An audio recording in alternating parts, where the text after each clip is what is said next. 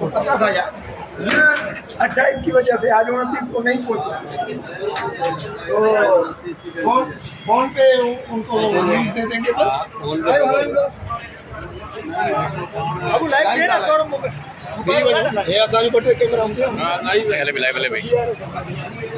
Sindh employees alliance chairman हाजी मोहम्मद अशरफ ख़ासकरी साहब meeting ख़त्म थियण खां पोइ असां बीठा आहियूं साईं। मरकज़ी क़यादत सॼी बीठी आहे।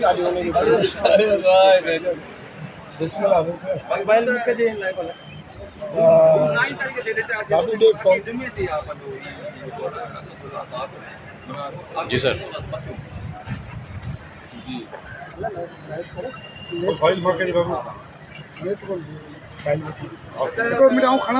लाइव न हलानी वीडियो ही भर रहे ना लाइव भरी हलाई ना तो न तो हले नेट आप बोलना शुरू करो।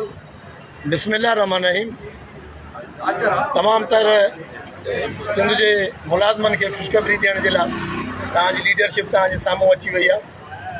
सिंध एम्प्लॉइज़ अलायंस सी जी लीडरशिप ऐं गवर्नमेंट सिंध गवर्नमेंट जे दरमियान टास्क अॼु फाइनल थी वियूं, जंहिंमें ग्रुप इंश्योरेंस ऐं बैनुअल फंड जो त ऑलरेडी डिसाइड हो, पर अॼु फाइनल थी वियो त बलूचिस्तान पेटर्न ते जेको सिंध गवर्नमेंट जे मुलाज़िम जी डेथ या रिटायरमेंट इन सूरत में उनखे पंहिंजो क्लेम उन वक़्तु मिलंदो टोटल। ऐं बाक़ी जंहिंसां DRA जो तालुक़ु आहे, DRA फेडरल गवर्नमेंट जे पेटर्न ते सिंध गवर्नमेंट राज़ी थी वई, डिसाइड थी वियो, उनजो ड्राफ्ट रेडी थी वियो आहे ऐं इंशाल्लाह कमिंग कैबिनेट में वेंदो। फेडरल गवर्नमेंट जे मॉडल ते सिंध गवर्नमेंट जे मुलाज़िमनि खे DRA जेको तमामु वॾो हिकिड़ो वॾी असां फाइट कई, जिदोजहद कई, उन में अॼु असां कामयाबु थी वियासीं। गवर्नमेंट सिंध में असां मुतफ़िक़ थी वियासीं। कैबिनेट में इहो असांजो वेंदो ऐं तव्हांखे मां खोड़ मुबारकूं थो ॾियां। इंशाअल्लाह ताला इहे मामला हल करे बाक़ी रिमेनिंग मामलनि खे खणंदासीं। कैबिनेट में असांजी आहे मामला कैबिनेट में हलिया विया आहिनि। तव्हांजी वॾी महिरबानी। Thank U.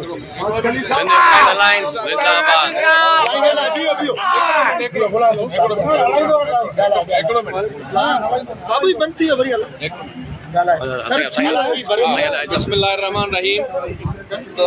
सभिनी सिंध जे मुलाज़िमनि खे हिकु दफ़ो भाई साहब मुबारक ॾिबाद ॾिनी आहे। असीं बि तव्हांखे मुबारकबाद ॾियूं था।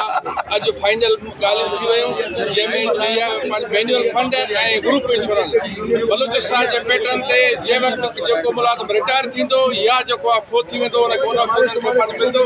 DRA ते सरकार ऐं असां सभु एग्री थी वियासीं। जीअं फेडरल गवर्नमेंट DRA जेको आहे सो ॾिनो आहे, जंहिं क्राइटेरिया ते उहो क्राइटेरिया ते सिंध जे मुलाज़िमनि खे मिलंदो। इन्हनि जो जेको आहे फाइनल जेको आहे ड्राफ्ट जेको आहे सो उहा जेको आहे कैबिनेट मंज़ूर कंदी। तव्हां मुलाज़िमनि खे मुलाज़िम इत्तेहाद जी। बिस्मिल्लाहिर्रहमानिर्रहीम। आऊं सभिनी एम्प्लॉइज़ खे पैगाम ॾियां थो त असांजो जेको चेयरमैन साहिबु आहे हाजी अशरफ ख़ासकरी साहिबु, उनजा सभिनी खे हथ मज़बूत करणु खपनि। ॻाल्हियूं जेको ही करे चुका आहिनि। असां सभु जेको आहे ही सिर्फ़ु हिन जेको आहे मुतालबनि तोड़ी न, पर असां हमेशह जेको आहे सिंध एम्प्लॉइज़ अलायंस खे काइम रखंदासीं ऐं इंशाल्लाह गॾु रहंदासीं।